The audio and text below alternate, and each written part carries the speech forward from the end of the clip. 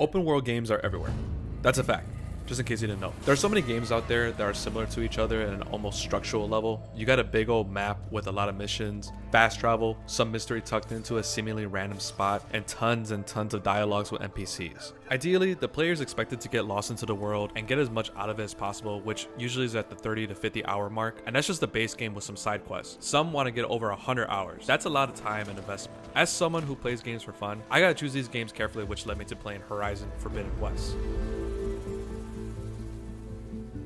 And it was pretty cool. I played Horizon Zero Dawn in early 2019. I enjoyed it a lot. The setting and being able to kill dinosaur robots with a bow and arrow is just absolute money. It was good and fun. The bad thing though about playing Horizon in 2019 is that I played a bunch of other open world games like it. And I also played it way after playing the absolute king of the hill, Breath of the Wild. These games came out within days of each other, but only one of them got the accolades. Very weird how it's like poetry and it rhymes. But Zero Dawn was still pretty neat. Breaking apart Mecha T-Rexes was so satisfying. This meant that Guerrilla Games had the hardest challenge set before them. How do you follow up Zero Dawn? Well, you just make a refined and extended version of it, and it's basically a Game of the Year candidate in the most generic way possible. And that's not really a bad thing.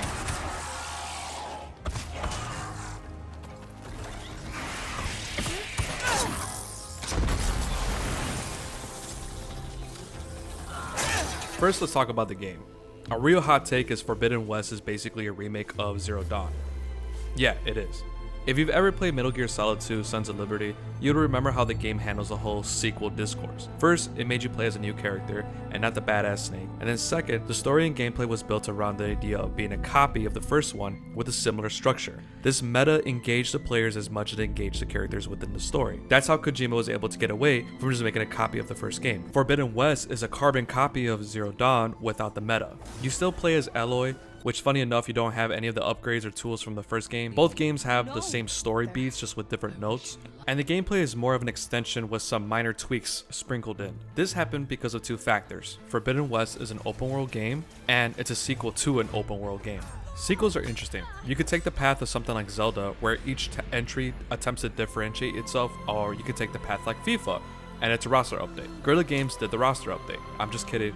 I know they worked hard on this. Of course, it's more than just a roster update. What I mean is that they had something that worked in Zero Dawn, so it's difficult to create something new in a sequel when you already have a sound foundation already. They figured new tools and refining some gameplay elements will be enough, and you know what?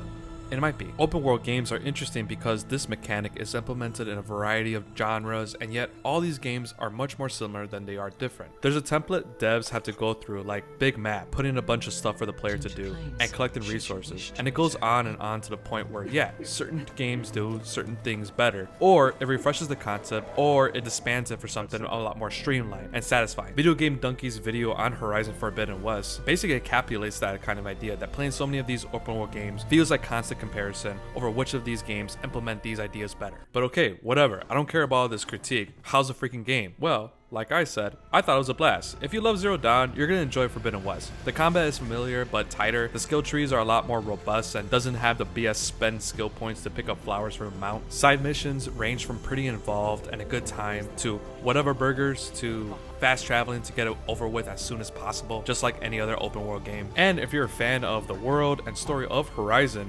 Forbidden West I think does a pretty admirable job of expanding the lore while introducing new kinds of ideas and threats. The NPCs here are layered, and you can also do a build a base mechanic with going to NPC side missions a la Mass Effect 2.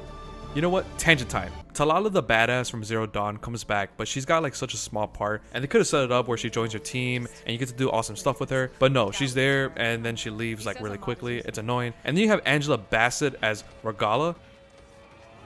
What a badass plan. Regala is so fantastic. I get upset that she doesn't play a bigger part. That's a big old problem with this game. Regala is a certified badass, and her presence is her power, and she's got some of the best lines in the game, and it's upsetting that she just serves as this side human tribe antagonist and nothing more.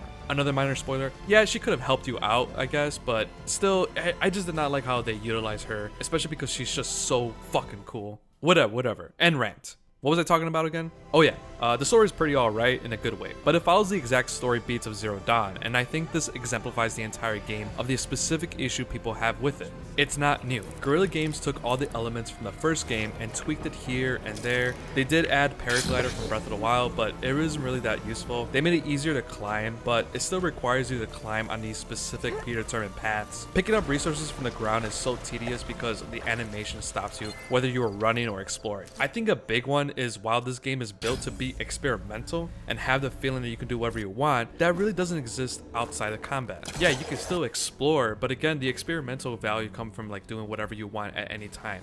Compared to other open world games where you can do whatever you want and however you want to, like in Metal Gear Solid, Phantom Pain, and Breath of the Wild, Forbidden West doesn't really live up to that kind of potential. And these are all issues, but they aren't intrusive or a major point of friction, because this game is still based on all the familiarity of other open world titles. Even if the game is nothing new, Forbidden West is a complete package. You have a huge world that is beautiful to explore, and so many things to collect. The Ranger class combat is still pretty unique and a lot of fun to experiment with. And a good chunk of the missions and content are actually fun to engage with. And after beating this game, I'm interested to see what the devs do with the third one. Of course, there's going to be a third one. There's always going to be a third one. But I imagine a lot of the feedback that they're going to probably work on is same game, no new tricks. Open world games have been around for quite some time now. It's not a new concept, but new games generally try to improve with each iteration. But Forbidden West doesn't do anything brand new that you have never seen before. And that's okay. Video games are such a weird medium compared to movies, books, and music. The player connection is heightened, so every detail is much more noticeable than reading or watching a show. When there's a glitch or bad writing, it can stop your immersion. And same thing happens when it comes to the feeling of new. It's a lot more forgivable to watch a sequel movie being a copy of the previous movies, like MCU movies, hot take. But when it comes to video games, especially with the expectation of coming out on a new generation of hardware, there's a lot less leeway to give. Forbidden West isn't a bad game. It's a technically impressive game, and it gives you everything you would want in an open world setting, and easily lets you spend 30 hours plus if you want. It's a combobulation of a lot of great traits of these huge games. It's an amazing game that definitely should be in the Game of the Year conversations. And then that's where this argument of Forbidden West introducing nothing to video games comes about. It's true, this game didn't revolutionize the open world space or even provide an evolution of the genre, but we're reaching a plateau of sorts for some of these games. I think the feeling of new is so hard to create or even recreate. We have this new generation of consoles, and a lot of these games can still be played on last gen, including Forbidden West. Future AAA release titles all have these sort of dread now where most likely people will go, oh, it's just like this game but prettier, or something like that. But I think the focus of all of this is misplaced because at the end of the day, Forbidden West is still fun and cool. It is generic and doesn't do anything brand new, and that's okay because there's nothing like knocking down this dumb stupid snake kaiju to the ground with a slingshot and 1,000 arrows.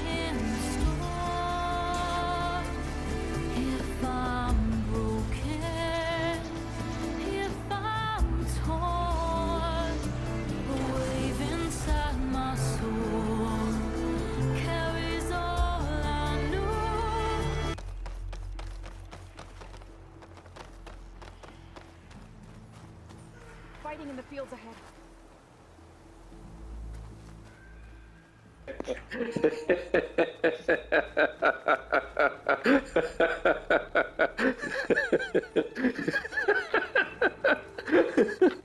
That was funny as hell. Alright, let's go.